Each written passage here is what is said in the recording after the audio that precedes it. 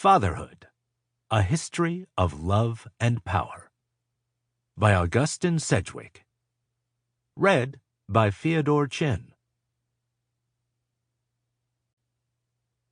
For my parents and for my son. I am no god. Why would you think such things? I am your father, that same man you mourn. It is because of me these brutal men are hurting you so badly.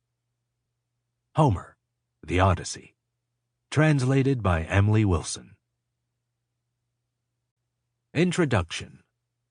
Men Before Fatherhood. In the late 1950s, painter Norman Rockwell and at least two of his three sons were in treatment with renowned psychologist Erik Erikson at the Austin Riggs Psychiatric Hospital in Stockbridge, Massachusetts, and they had plenty to talk about. Rockwell was then one of the most famous artists in the world. His covers for the Saturday Evening Post, the most popular magazine in the United States at the time, had made his name synonymous with a sentimental ideal of home and community.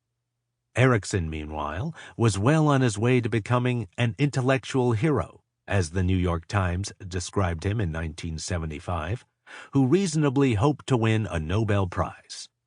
Soon he would write celebrated biographies of Martin Luther and Gandhi, formulate enduring theories of childhood and human development, and coin the terms life cycle and identity crisis, among others. But as a father, neither Rockwell nor Erikson was quite who he appeared to be in the public eye. Erikson had grown up in turn-of-the-century Frankfurt as Erich Homburger, the strikingly blond son of two dark-haired European Jews, Carla Abrahamson and Theodor Homburger. Theodor was a pediatrician who had originally been Erich's doctor, not his father. When Carla and Theodor married in 1905, they assumed that Erich, then 3, was still too young to know precisely who was whom. He learned the truth at age 8, and though he begged his mother to reveal the identity of his biological father, she never did. After high school, Erich drifted around Europe, in and out of art classes, before landing in Vienna. There, in 1927, he was hired to teach at an experimental school founded by Tiffany heiress Dorothy Burlingham and her partner Anna Freud, who encouraged Erich to train in child psychoanalysis under her father, Sigmund. In 1933, having begun a practice and a family of his own, Erich, with his wife Joan and their sons, fled rising anti-Semitism in Vienna for Copenhagen and then Boston. Erich taught at Harvard and Yale before heading west to study Oglala Sioux parenting on the Pine Ridge Indian Reservation in South Dakota, and later take a job at Berkeley.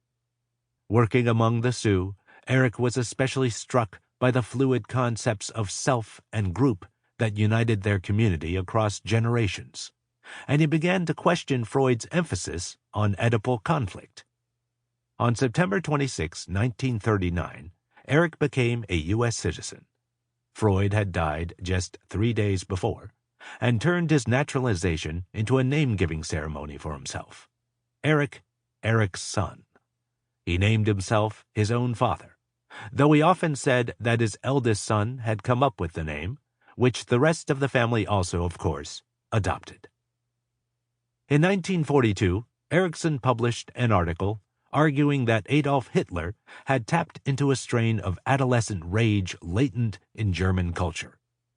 Erikson proposed countering Nazism by promoting stable paternal authority, and his idea informed the Allied approach to psychological warfare and made him an increasingly public figure. 2 years later, Joan Erikson, under heavy sedation, delivered their 4th child, a boy named Neil, who was severely disabled with Down syndrome. While Joan was still unconscious, the doctors told Erikson that his newborn son would live 2 years at most and should be institutionalized immediately, rather than integrated into the family. Sample complete. Ready to continue?